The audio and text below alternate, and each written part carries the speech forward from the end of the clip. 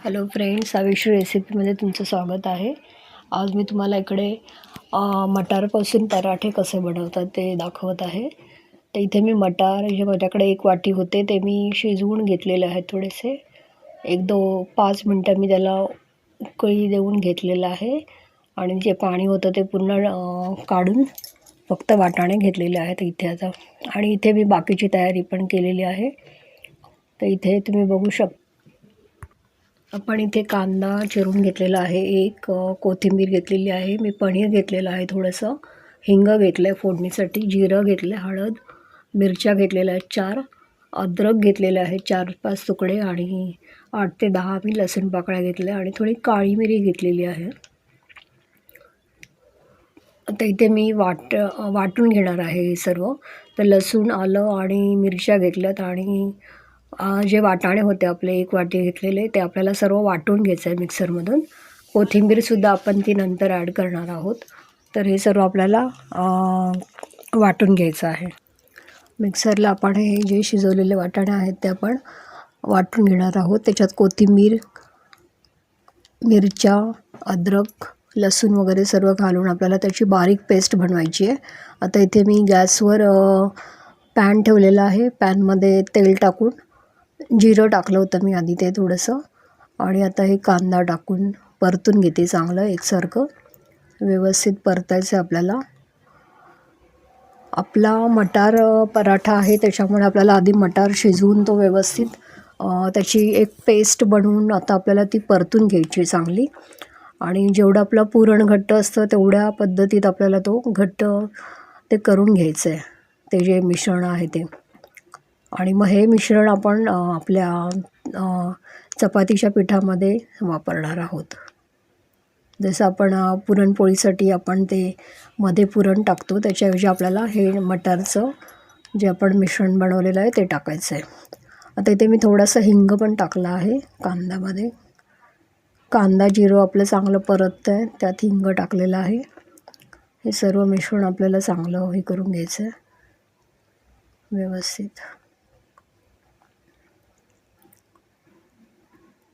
खूपच चांगला पर्याय आहे हा. मटारची आपण भाजी तर करतोच, पण हे सुद्धा खूप छान पराठे छान झाले होते. तुम्ही जरूर ट्राय करा हे. इथे मी हळद टाकली आहे चिमूटभर आणि मीठ टाकलं आहे अर्धा चमचा.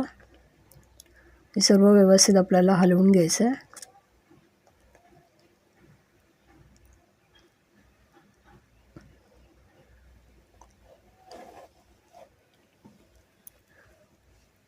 आता इथे आपण मिक्सरला जे बारीक वाटलेलं आहे आपलं वाटाण्याचं वाटाणा, मिरची, कोथिंबीर, नंतर अद्रक आणि लसूण या सगळ्यांचं जे मिश्रण आहे ते आता आपल्याला इथे एकसारखं रोस्ट करून त्याला ते तो जो पातळपणा आहे तो घालून त्याला असं घट्टपणा आणायचा आहे. याच्यात मी मिरी पावडरसुद्धा टाकली होती मिक्सरला वाटण करताना. तर मिरी पावडर पण टाका.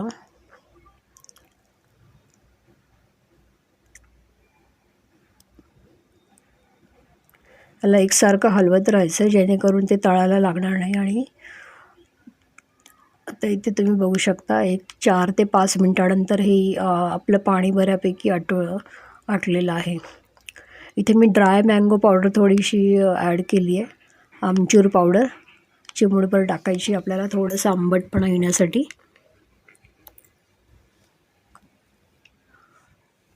ती पण व्यवस्थित हलवून घ्यायची आपल्याला.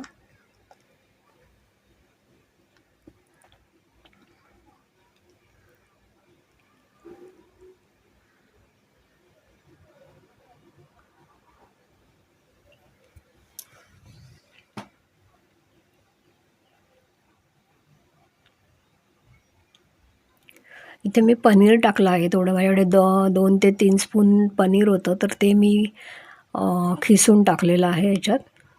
हे पण या मिश्रणामध्ये ते चांगलं रोस्ट करून घ्यायचं आहे. त्याच्यामुळे आपलं सारण पण थोडंसं वाढेल.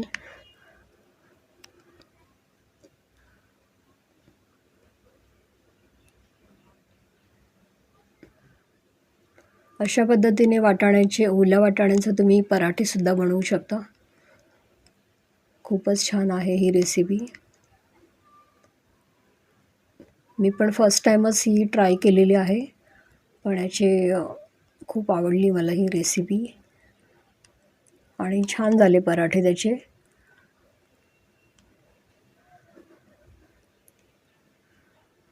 आता इथे बघू शकता आपलं पाणी बऱ्यापैकी आटून गेलेलं आहे सर्व आणि हे मिश्रण चांगलं दाटसर झालेलं आहे. जेवढं आपण पुरणासाठी करतो त्याप्रमाणेच त्या पद्धतीत आपल्याला हे घट्ट करून घ्यायचं आहे. आता इथे मी गॅस बंद करते. पॅन माझं थोडंसं गरमच आहे, तर मी तोपर्यंत त्याला थंड होईपर्यंत ठेवून दिलेलं आहे. तोपर्यंत मी इथे चपातीचं पीठ घेतलेलं आहे आणि त्याच्यामध्ये मी छोट्या वाट्या करून त्याच्यामध्ये ते पुरण भरणार आहे, ते सारण. माझे एकूण एक वाटी मी उकळून जे वाटाणे घेतले होते त्याच्यापासून माझे आता इथे 7 बॉल झालेले आहेत. तर मी ते एक चपातीच्या उंडांमध्ये भरून घेते आणि मग मी पराठा लाटायला घेणार आहे. असं तुम्ही एकदमच ते बॉल्स असे बनवून ठेवा आणि मग त्याच्यानंतर हे चपातीच्या पिठांमध्ये भरून मग त्याचे परोठे लाटून घ्या.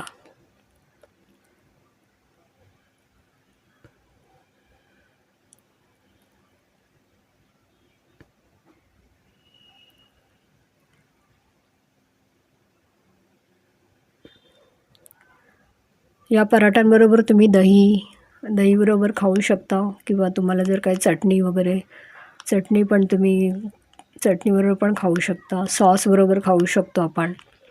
हे पहा मी इकडे एक परोठा लाटून दाखवला आहे. खूप छान होतो तो परोठा. हलक्या हाताने लाटायचं आहे त्याला, जसं आपण पुरणपोळीला लाटतो तसं. मिश्रण जर व्यवस्थित भाजलं गेलं असेल आणि व्यवस्थित ते घट्ट आलं असेल तर ते अजिबात बाहेर निघत नाही आणि छान होतो तो परोठा. जर ते पातळ झालं तर मग ते फुटू शकतं. त्याच्यामुळे मिश्रण बनवताना थोडंसं त्याला चांगला दाटसरपणा येईपर्यंत त्याला हलवत राहा. तुम्हाला जर रेसिपी आवडली असेल तर जरूर लाईक करा, शेअर करा आणि सबस्क्राईब करा माझं चॅनल. Thank you for watching. इथे तुम्ही बघू शकता माझे 7 परोठे झालेत आणि आता इथे मी ताटामध्ये दही आणि गूळ दिलेला आहे त्याच्याबरोबर खाण्यासाठी. Thank you for watching.